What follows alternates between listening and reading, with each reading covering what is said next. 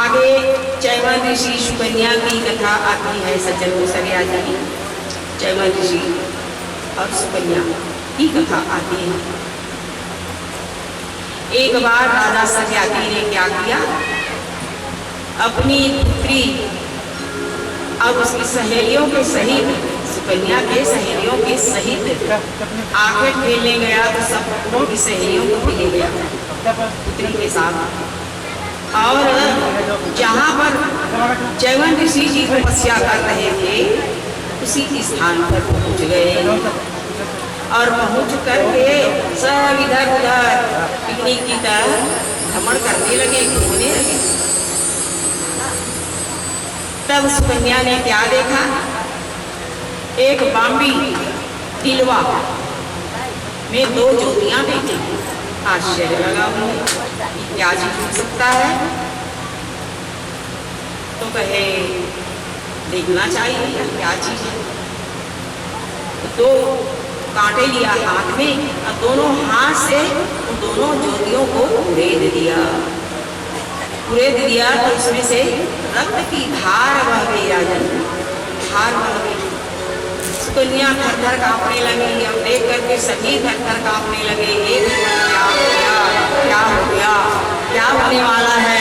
ऋषि का श्राप हम सबको मिलेगा, तब तो हम सभी मर जाएंगे, श्रापित हो जाएंगे। क्या किया जाए। बहुत बड़े तपस्वी यहाँ तप कर रहे हैं।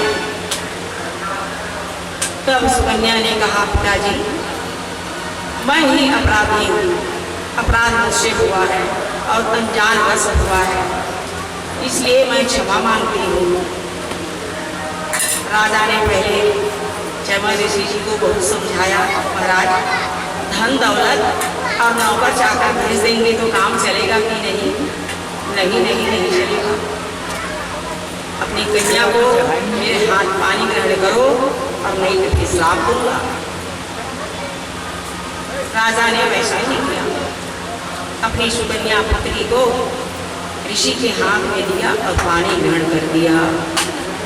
पानी ग्रहण करके अपनी बेटी को कहा, बेटी तुम्हारे भाग्य में ऋषि मुनि ही तुम्हारे भाग्य में था और तुम्हारी ही गलती से तुम्हारे पति अंधे हुए हैं। तो अब इन्हीं के साथ महासती बन करके सुंदर अपना जीवन व्यतीत करो।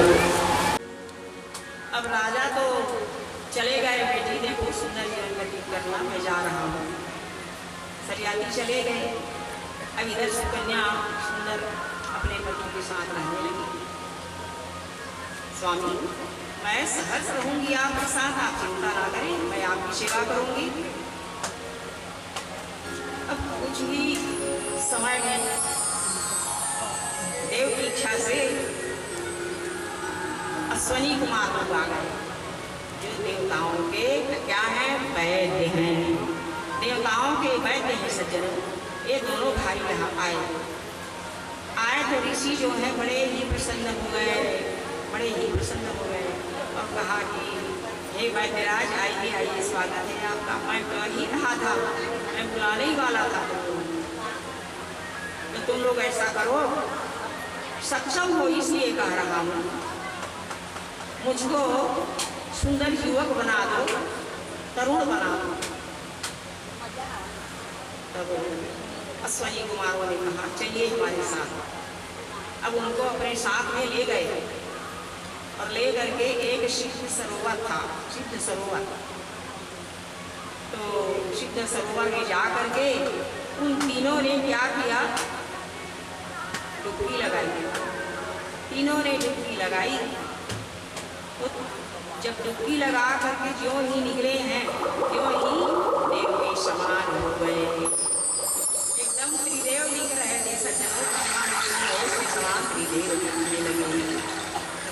तब सुकन्या भी अपने पति को पा करके बड़ी ही प्रसन्न हो गई और अपना राजलक्ष्मी करने लगी।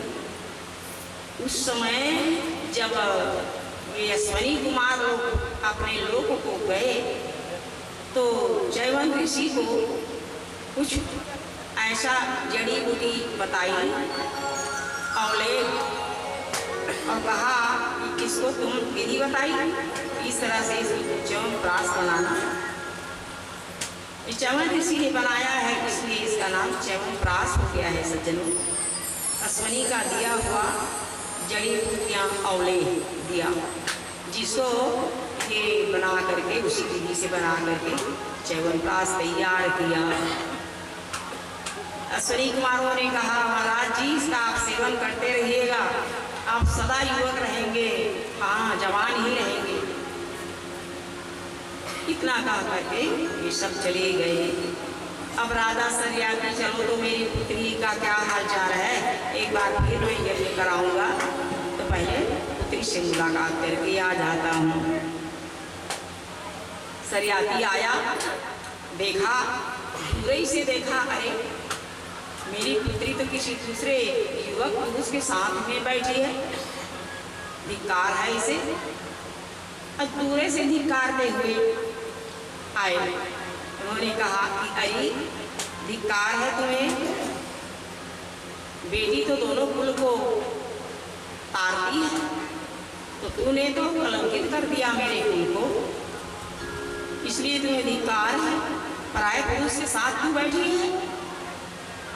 नहीं नहीं नहीं नहीं पिताजी, नहीं पिताजी, सुनिए पिताजी, सुनिए पिताजी, बोलो, ये आपकी ही जमाता है, मेरे पति हैं, भृगु ऋषि के पुत्र हैं, भृगुनंदन है, आपके जामाता ही हैं पिताजी। ये अश्वनी कुमार का देन है और मेरे कन्हैया की कृपा है, मेरी कन्हैया ने कृपा की है पिताजी, इसलिए मैंने ऐसे पति को पाया है। उसके बाद सरियाती ने क्या किया, यज्ञ किया। यज्ञ किया तो अब ये अश्वनी कुमारों को पहले से ही बोले थे च्यवन ऋषि जी कि तुम लोग मुझे युवक बना दो, मैं तुम दोनों को यज्ञ में भाग दिलवाऊंगा, भाग दिलवाऊंगा, देवताओं के साथ तुम भाग ग्रहण करोगे। इसी लालच के नाम से उन्होंने भी उनके कार्य कर दिया, मनोकामना पूरी कर दी थी। अब आज वो मौका आ गया है भाग पाने का यज्ञ में। तब क्या किया, यज्ञ में भाग देना चाहा, तब इंद्र ने वज्र लेकर के खड़ा हो गया और मारने के लिए वज्र उठा लिया, मारने के लिए वज्र उठा लिया सज्जनों। तो हमारे च्यवन ऋषि जी कम थोड़ी थे, महान तपस्वी, महान तपस्वी थे सज्जनों। उन्होंने इंद्र के हाथ को स्तब्ध कर दिया, रोक दिया, हाथ उसका खड़ा था तो खड़ा ही रह गया, उसका हाथ वज्र को लिया था और हाथ खड़ा ही रह गया। सभी देवताओं में हाहाकार मच गया, बोले महाराज जी सुनिए, क्या कहते हैं, च्यवन ऋषि महान तपस्वी हैं, तुम जल्दी अपना वज्र नीचे कर लो, हटा दो, और नहीं तो फिर क्या होगा उसको सोच लो। तब सभी देवताओं ने स्वीकार कर लिया, और स्वीकार करके उसी दिन से सनत कुमारों को यज्ञ में भाग देना शुरू हुआ। सभी देवताओं ने अपने साथ में अश्वनी कुमारों को भी भाग दिया सज्जनों। बोलिए भक्तवत्सल भगवान की